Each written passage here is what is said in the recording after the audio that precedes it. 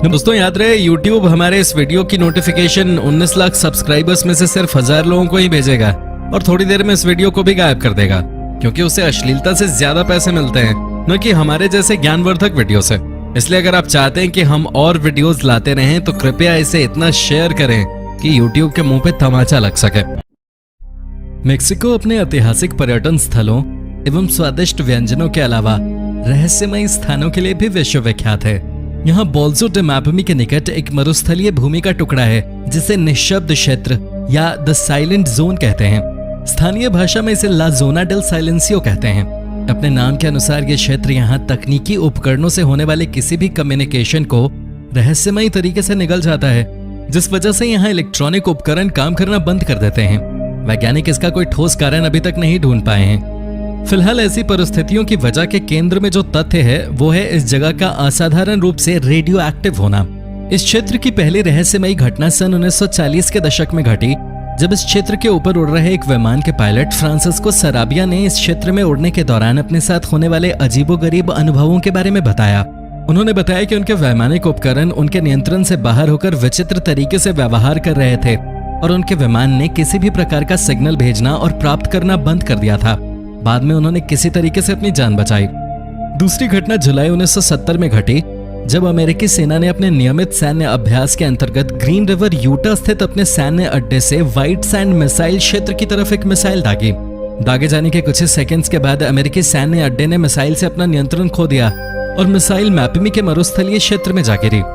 दुर्घटना के कारणों को जानने के लिए अमेरिकी वायुसेना ने मेक्सिको की सरकार से अनुरोध किया तो मेक्सिकन गवर्नमेंट ने अमेरिकी वायुसेना के अधिकारियों को उस इलाके की छानबीन और शोध करने की अनुमति प्रदान की।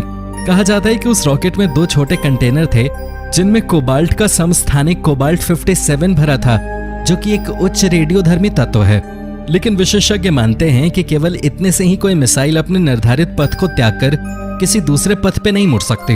वैज्ञानिकों ने अपने शोध में पता लगाया है कि वहां किसी भी प्रकार का कोई सिग्नल, चाहे वो रेडियो एक्टिव हो या विद्युत चुंबकीय, काम नहीं कर सकता।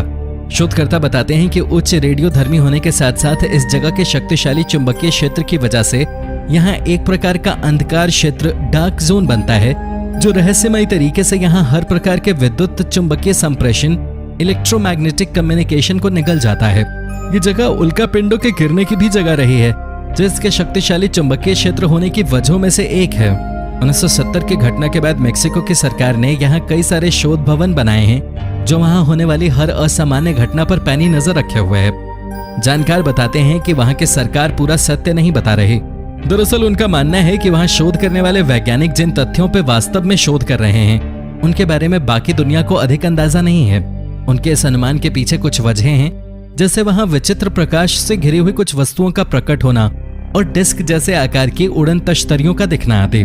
वहाँ के स्थानीय लोगों का दृढ़ विश्वास है कि यह जगह दूसरी दुनिया के परग्रही एलियंस के आने जाने का द्वार भी है। वहाँ खेतों पर काम करने वाले लोगों ने उन विचित्र प्रकाशों और असामान्य अजनबियों को देखा है जिनके बारे में कहा जाता है कि वो ऊपर आसमान से आए हैं। वास्तव में उनमें से 3 सुनहरे बालों वाले अजनबियों को कई स्थानीय लोगों ने देखा है, जिनके अजीब से दिखने वाले विमान जब कभी उनके खेतों पे उतरे हैं उस स्थान की पूरी फसल जलकर काली हो गई है।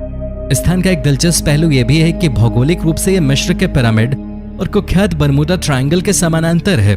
आधिकारिक रूप से इस स्थान पर परग्रही गतिविधियों के कोई प्रमाण नहीं मिले हैं, लेकिन यहाँ के स्थानीय लोग न समझ आने वाली कई असाधारण घटनाओं के गवाह बने हैं। यद्यपि ये स्थान बरमूडा ट्रायंगल तो नहीं है क्योंकि यहाँ वस्तुएं गायब नहीं हो रही हैं, लेकिन यहाँ इलेक्ट्रॉनिक उपकरणों के होने वाले असामान्य व्यवहार और वैज्ञानिकों की निरंतर उपस्थिति इस बात का प्रमाण है कि यहाँ सब कुछ सामान्य नहीं है। वैसे भी डार्क जोन में कई राज दफन होते हैं और मामला अगर परग्रही गतिविधियों का हो तो ज्यादातर लोग उससे दूर रहना ही बेहतर समझते हैं।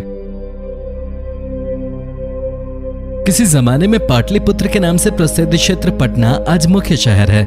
नंद वंश और मौर्य वंश के शासनकाल में यह न केवल मगध की बल्कि पूरे देश की आर्थिक और सांस्कृतिक राजधानी रहा है।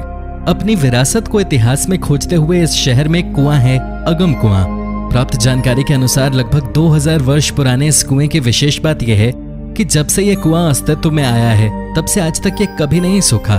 गर्मियों के मौसम में जब अत्यधिक गर्मी पड़ती है यहाँ, तो इस कुएं का जल स्तर इसके सामान्य जल स्तर से 1 से 1.5 फीट नीचे चला जाता है। और वर्षा ऋतु में जलस्तर 1 से 1.5 फीट ऊपर चला आता है। एक मान्यता के अनुसार सम्राट अशोक के समय से अस्तित्व में आए इस कुएं का रहस्य जानने का अब तक 3 बार प्रयास किया जा चुका है। सबसे पहली बार 1932 में, दूसरी बार 1962 में और तीसरी बार 1995 में, मगर आज भी ये एक पहेली बना हुआ है।